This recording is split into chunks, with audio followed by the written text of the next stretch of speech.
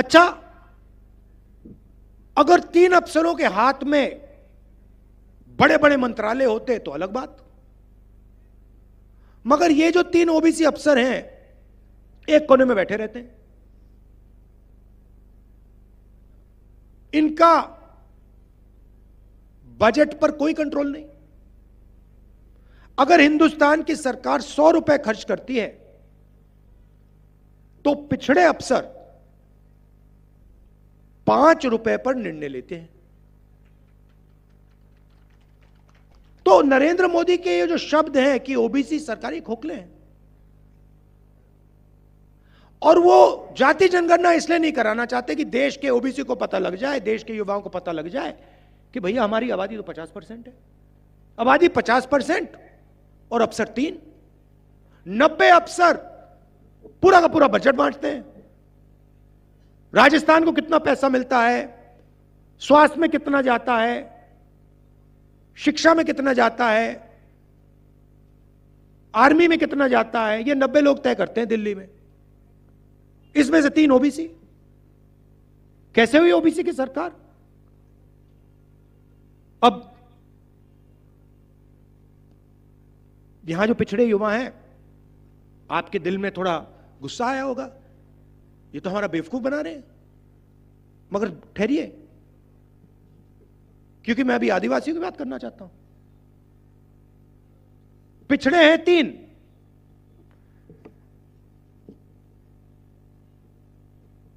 आदिवासी भी 3, मगर फर्क क्या है?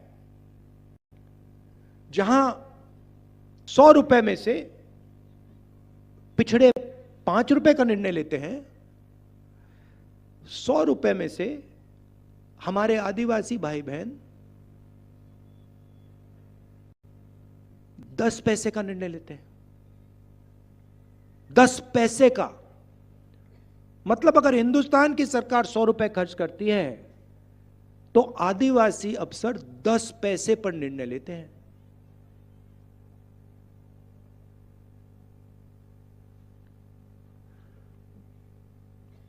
उनके स्कीम की बात करता हूं, नरेंद्र मोदी की स्कीम की बात करता हूं।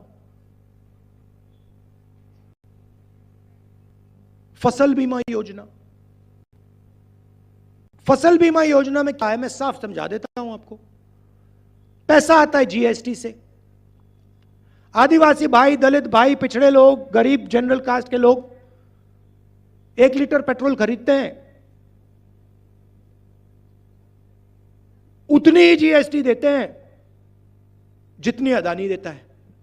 अदानी अरबपति, मगर अगर अदानी 1 लीटर पेट्रोल खरीदे और हिंदुस्तान का सबसे गरीब व्यक्ति 1 लीटर पेट्रोल खरीदे तो जीएसटी एक जैसी जाती है। आप शर्ट पहने हो, सफेद शर्ट पहने हो, अगर अदानी जी ये शर्ट खरीदे और अगर आप ये शर्ट खरीदो, जीएसटी एक जैसी जाएगी। वो अरबपति है। जीएसटी एक, तो जीएसटी से पैसा आता है। किसका पैसा है? 50% पिछड़ों का, तकरीबन 15% दलितों का, तकरीबन 12% आदिवासियों का। तो फसल बीमा योजना आपको समझा देता हूं। फसल बीमा योजना में 35,000 करोड़ लगते हैं। 20,000 करोड़ दिल्ली की सरकार देती है जीएसटी से, 10,000 करोड़ स्टेट की सरकार देती है जीएसटी से, 5,000 करोड़ हमारा किसान जो हमारी देश की रीढ़ की हड्डी है वो देता है। 35,000 हो गए। अब नरेंद्र मोदी की सरकार 35,000 करोड़ उठा के 16 कंपनियों के हाथ में पकड़ा देती है। उस कंपनी में आपको एक ओबीसी नहीं मिलेगा, एक दलित नहीं मिलेगा, एक आदिवासी नहीं मिलेगा। तो आपके जीएसटी के पैसे जेब से निकले, 35,000 करोड़ रुपए 16 कंपनी के जेब में गए से। अब आपके खेत में नुकसान होता है, ओला गिर जाता है, तूफान आ जाता है, हमारे पिछड़े आदिवासी दलित किसान, गरीब जनरल कास्ट के किसान फोन लगाते हैं कंपनी को, कहते भैया हमने पैसे दिए थे, हमारा जीएसटी का पैसा गया, हमारा खेत का नुकसान हो गया। कहते भैया तुम्हें हम पैसे नहीं देने वाले। पूछ लो किसानों से। जब किसानों का खेत नष्ट होता है, महीनों के लिए ये ईमेल और टेलीफोन करते रहते हैं, इनको पैसा नहीं मिलता, बहाने बनाते हैं। तो 35,000 करोड़ रुपए आपके 16 कंपनी के हाथ में, और जब आपको पैसे की जरूरत पड़ी तो कंपनी कहती है नहीं मिलेगा। आपका खेत खराब ही नहीं हुआ, ओला ही नहीं गिरा, तूफान ही नहीं आया। कभी आपने किसी किसान को टीवी पे देखा है? कभी आपने किसी मजदूर को टीवी पे देखा है? नहीं। आपको शाहरुख खान दिख जाएंगे, ऐश्वर्या राय दिख जाएगी, क्रिकेट मैच दिख जाएगा, नहीं दिखने वाला।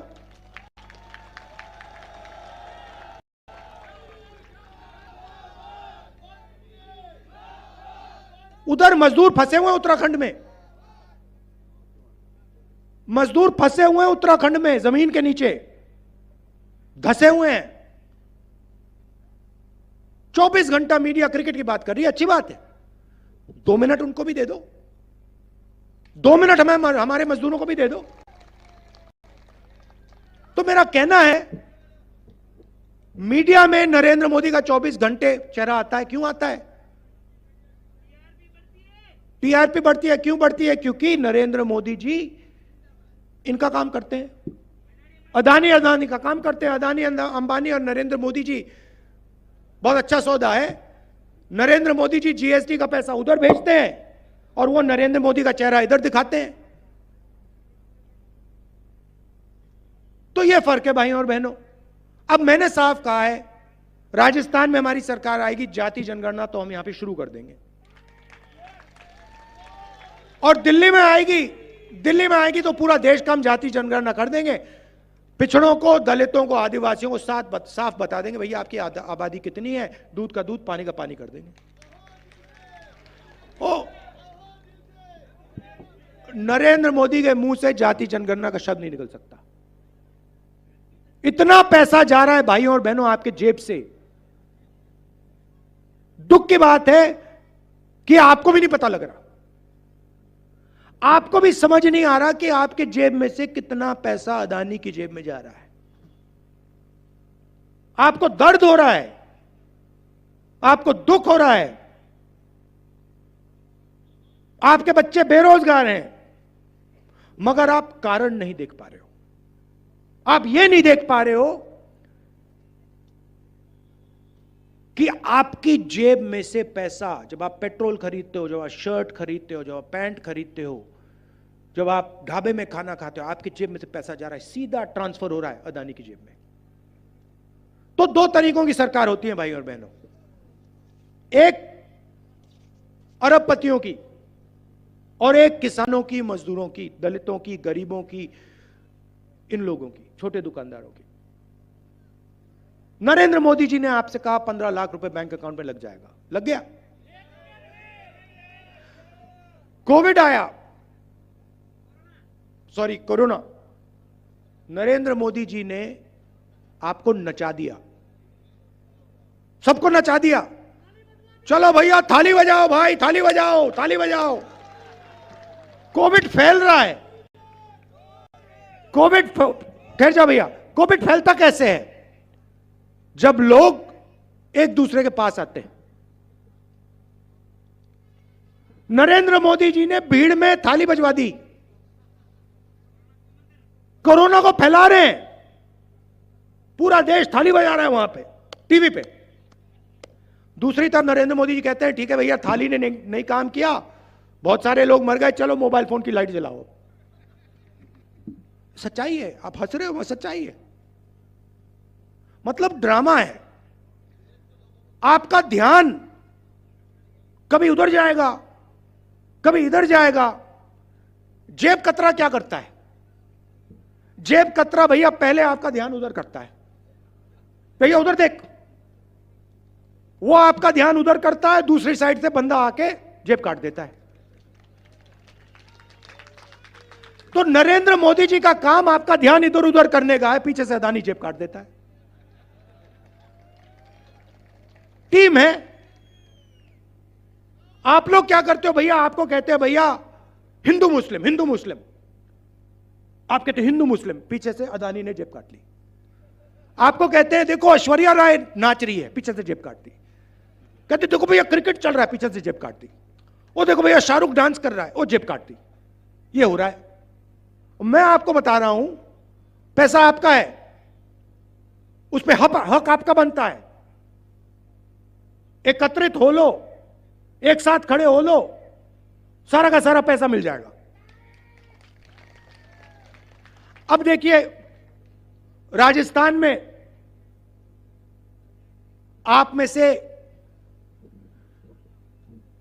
जितने भी लोग बीमार हुए, यहां पे भीड़ में किसी को दिल की बीमारी हुई होगी, किसी को कैंसर होगा, किसी का हाथ टूटा होगा, पैर टूटा होगा, डायबिटीज होगी। इस भीड़ में आप में से किसी व्यक्ति ने इलाज के लिए 1 रुपया दिया? फ्री। 25 लाख रुपए दवाई फ्री, फ्रैक्चर हुआ फ्री, दिल में बीमारी हुई स्टेंट लगानी है फ्री, कैंसर हुआ इलाज फ्री।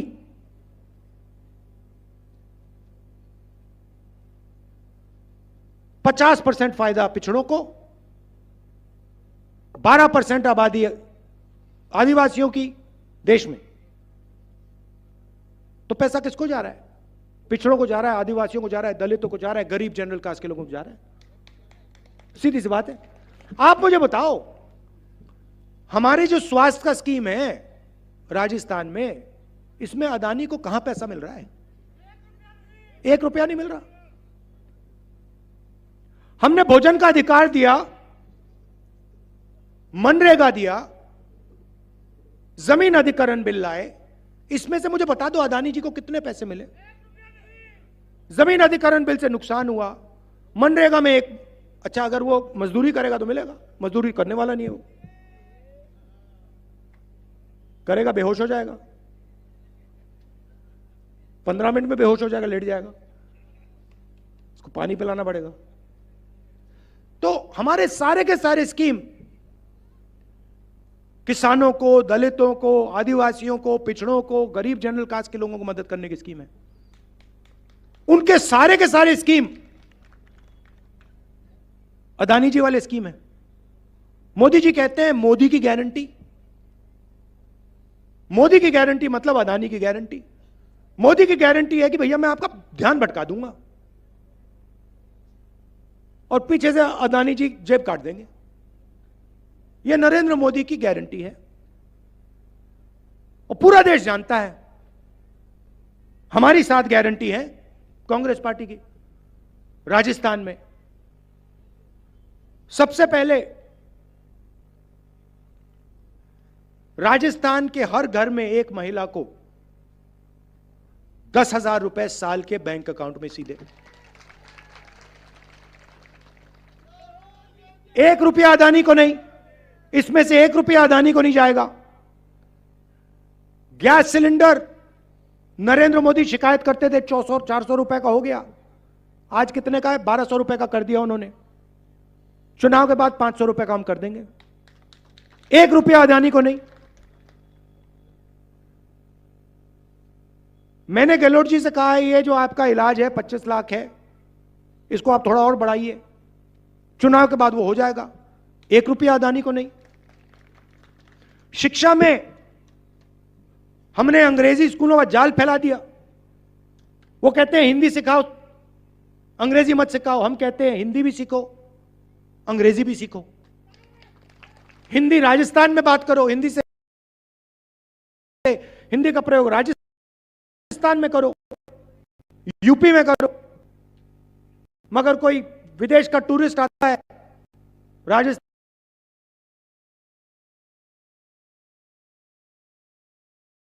खिलाफ खड़े होने का था। सब लोग, ये देश जानता है कि हिंदुस्तान नफरत का देश नहीं है, मोहब्बत, भाईचारा और इज्जत का देश है। इसीलिए हमने यात्रा में नारा दिया, नफरत के बाजार में हमें मोहब्बत की दुकान खोलनी है। अब सवाल उठता है कि देश में बीजेपी नफरत क्यों फैलाती है, हिंसा क्यों फैलाती है, डर क्यों फैलाती है।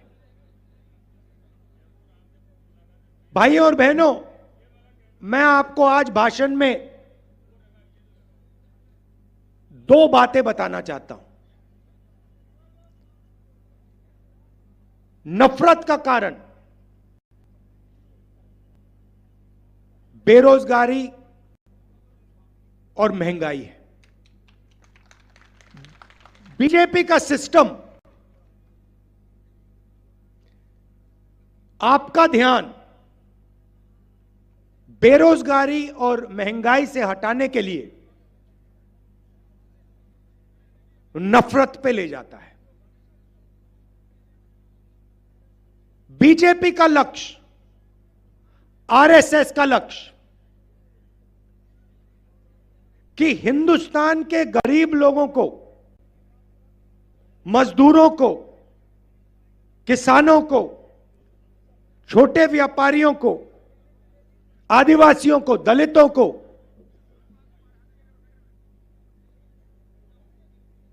धन ना मिल जाए।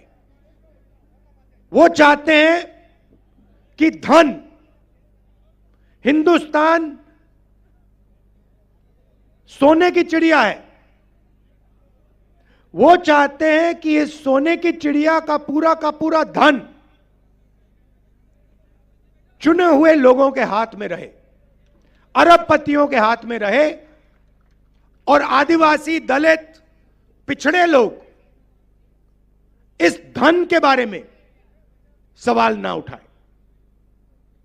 यहां आदिवासी बैठे हैं, हम आपको आदिवासी कहते हैं, वो आपको वनवासी कहते हैं। आदिवासी और वनवासी शब्द में क्या फर्क है? आदिवासी का मतलब वो लोग जो हिंदुस्तान के, इस धरती के, भारत माता के पहले मालिक थे। बात समझिए, बात समझिए। इस देश में जो भी जमीन है, जो भी जल है, जो भी जंगल है, वो सबसे पहले आदिवासियों का हुआ करता था। अब इस शब्द के अंदर बहुत कुछ छुपा हुआ है। अगर हम आपको आदिवासी कहते हैं और अगर हम इस बात को मानते हैं कि आप इस देश के पहले मालिक हो, तो हमें आपको जमीन का, जल का, जंगल का अधिकार देना पड़ेगा। बीजेपी ने नया शब्द निकाला, धूमधाम करके, ढोल बजा के आपको कहते हैं आप आदिवासी नहीं हो, आप वनवासी हो। वनवासी का मतलब वो लोग जो जंगल में रहते हैं। भाई और बहनों, वनवासी के कोई अधिकार नहीं है। वनवासी का मतलब आप तो जंगल में रहते हो, आपको जमीन का अधिकार थोड़ी हो सकता है, आपको जल का अधिकार, जंगल का अधिकार थोड़ी हो सकता है। आप तो जंगल में रहते हो, आप तो जानवर जैसे हो। वनवासी के ये मतलब है। मैं आपसे पूछना चाहता हूं, आपने किसी बीजेपी के नेता को किसी जानवर पर, किसी कुत्ते पर पेशाब करते हुए देखा है? कभी नहीं देखा। मगर आपने बीजेपी के एमएलए को मध्य प्रदेश में एक आदिवासी युवा के ऊपर पेशाब करते हुए देखा है। यह इनकी सोच है। आपको कहते हैं हिंदी सीखो, अंग्रेजी मत सीख लेना। मगर अगर आप बीजेपी के किसी भी नेता से पूछो, भैया आप कहते हो कि हमें अंग्रेजी नहीं सीखना, आपके बच्चे कौन से स्कूल में पढ़ते हैं? English medium. सारे के सारे बीजेपी के बच्चे, अमित शाह के बेटे, राजनाथ सिंह के बेटे, सारे के सारे इंग्लिश मीडियम में पढ़ते हैं। क्यों? क्योंकि उनको मालूम है सबसे अच्छी नौकरियां call centre, IT, software, engineering, सबसे अच्छी नौकरियों के लिए आपको अंग्रेजी बोलनी पड़ेगी। और वो चाहते हैं कि आदिवासी जंगल में रहें, बीजेपी के एमएलए उन पर पेशाब करें, वीडियो वायरल करें, और आदिवासी युवा ना पढ़ें, ना लिखें, ना अंग्रेजी बोलें। मैं चाहता हूं कि आदिवासी युवा अगर पायलट बनना चाहता है, अमेरिका में हवाई जहाज में जाना चाहता है, उसका हक बनता है।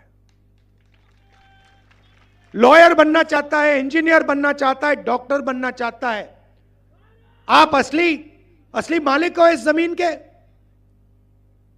हक बनता है। कांग्रेस पार्टी पैसा कानून लाई, जमीन अधिकरण बिल लाई, ट्राइबल बिल लाई, मनरेगा लाई, आपके अधिकारों की रक्षा करने के लिए, आपको अपना अधिकार देने के लिए। बीजेपी ने पैसा कानून रद्द कर दिया, जमीन अधिकरण बिल रद्द कर दिया, और आप पर पेशाब करके कहते हैं भैया आप लोग वनवासी हो। पहले हर भाषण में नरेंद्र मोदी आदिवासियों को वनवासी कहता था। उसके भाषण देख लीजिए, आप वनवासी हो। जैसे ही मैंने यह बात बोली कि वनवासी में और आदिवासी में फर्क है, और नरेंद्र मोदी खबरदार आपने वनवासी शब्द का प्रयोग किया, उसके बाद नरेंद्र मोदी ने वनवासी बंद कर दिया। मैं आपको बता रहा हूं, जब तक कांग्रेस पार्टी है तब तक आदिवासियों की अधिकारों की हम रक्षा करेंगे। आपके साथ खड़े होके आपके बच्चों को शिक्षा दिलवाएंगे, फ्री में स्वास्थ्य दिलवाएंगे, मुफ्त में स्वास्थ्य दिलवाएंगे, और आपका जो जमीन पर, जंगल पर, जल पर हक बनता है वो आपको दिलवाएंगे। तो यह हुई बात आदिवासियों की। अब चलिए पिछड़ों की बात करते हैं। देश में कम से कम 50% पिछड़े लोग हैं। ऑफिशियल रिकॉर्ड नहीं है, मगर लोग जानते हैं कि कम से कम 50% आबादी पिछड़ों की है। जिस दिन मैंने कहा, पार्लियामेंट हाउस में मैंने भाषण दिया और मैंने कहा कि देखिए, अगर हम पिछड़ों को, आदिवासियों को, दलितों को, गरीब जनरल कास्ट के लोगों को भागीदारी देना चाहते हैं, देश में अधिकार देना चाहते हैं, तो हमें दो चीजें पहले पता लगानी पड़ेंगी। सबसे पहले किसकी कितनी आबादी है, आदिवासी कितने, दलित कितने, ओबीसी कितने, जनरल कास्ट के लोग कितने। सबसे पहले जाति जनगणना की जरूरत है। अगर हम अधिकार की बात कर रहे हैं, भागीदारी की बात कर रहे हैं, तो कितने लोग कौन सी जात के, कौन से समाज के हैं, वो तो पता लगाना ही पड़ेगा। इसको हम जाति जनगणना कहते हैं। और दूसरा सवाल, हिंदुस्तान का जो धन है, सोने की चिड़िया का धन है, उसका कितना भाग आदिवासियों के पास है, कितना जनरल कास्ट के पास, कितना ओबीसी के पास, कितना दलितों के पास, यह पता लगाना पड़ेगा। इसके बिना देश आगे जा ही नहीं सकता। इसके बिना भागीदारी की बात करना बिल्कुल खोखला है। अगर हमें यह नहीं मालूम कि कितना धन किसके पास है और किसकी कितनी आबादी है, तो भागीदारी की बात कैसे करेंगे। तो मैंने पार्लियामेंट में साफ कहा कि भैया, पहला कदम देश का एक्सरे करना है। जैसे कि देखो, चोट लगती है, डॉक्टर के पास जाते हैं, कहते भैया एक्सरे कराओ, टांग टूटी नहीं टूटी, हाथ टूटा नहीं टूटा।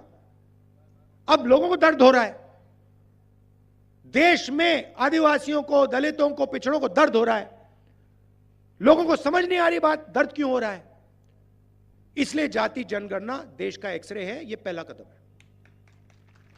अब मैंने यह पार्लियामेंट में बोला, नरेंद्र मोदी जी जाति जनगणना करिए। यूपीए के समय हमने आंकड़े निकाले थे, देश को दिखा दीजिए। उस दिन के बाद नरेंद्र मोदी जी के भाषण बिल्कुल बदल गए।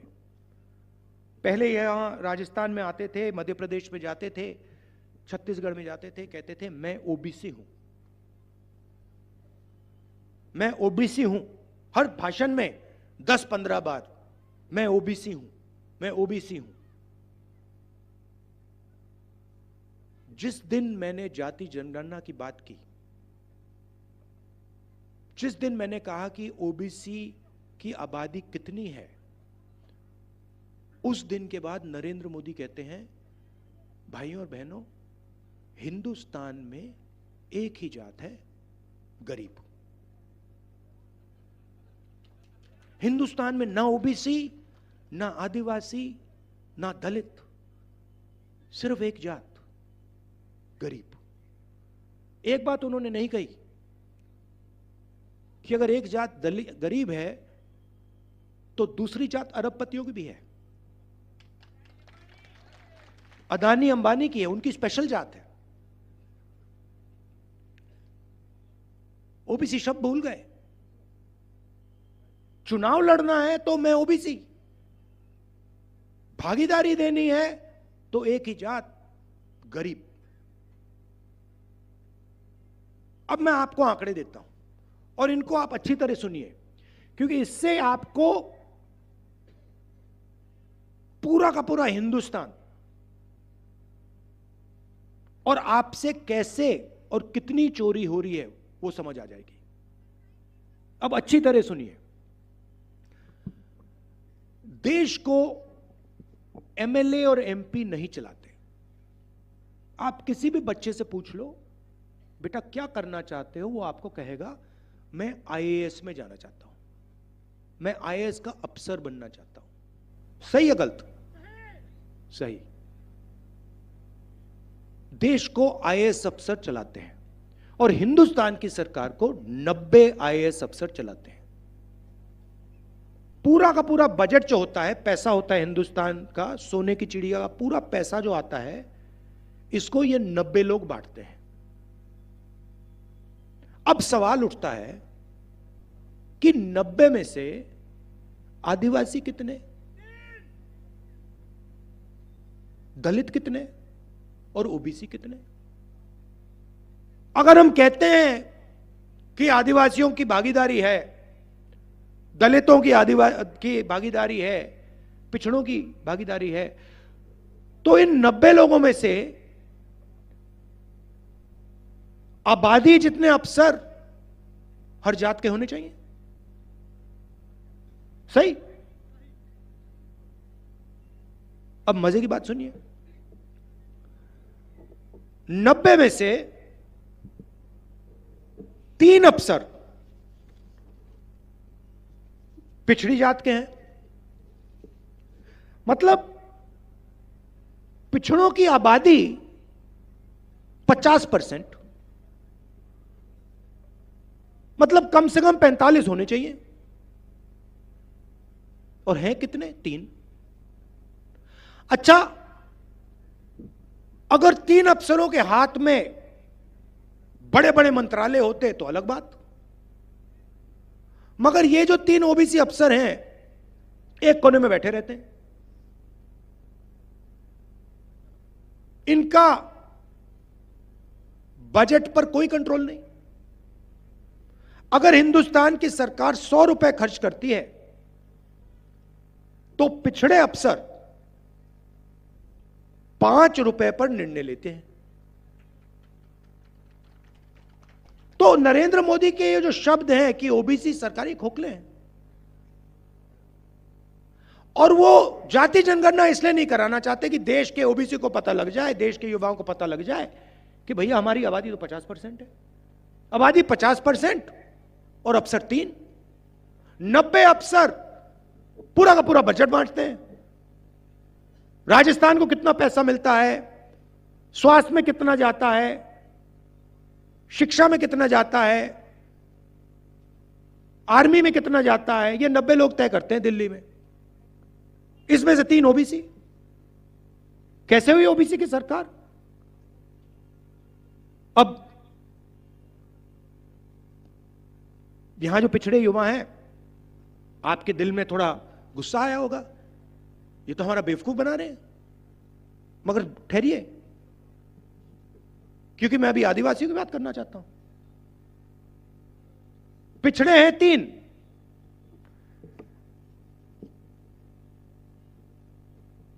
आदिवासी भी 3, मगर फर्क क्या है? जहां 100 रुपए में से पिछड़े 5 रुपए का निर्णय लेते हैं, 100 रुपए में से हमारे आदिवासी भाई बहन 10 पैसे का निर्णय लेते हैं। 10 पैसे का मतलब, अगर हिंदुस्तान की सरकार 100 रुपए खर्च करती है तो आदिवासी अफसर 10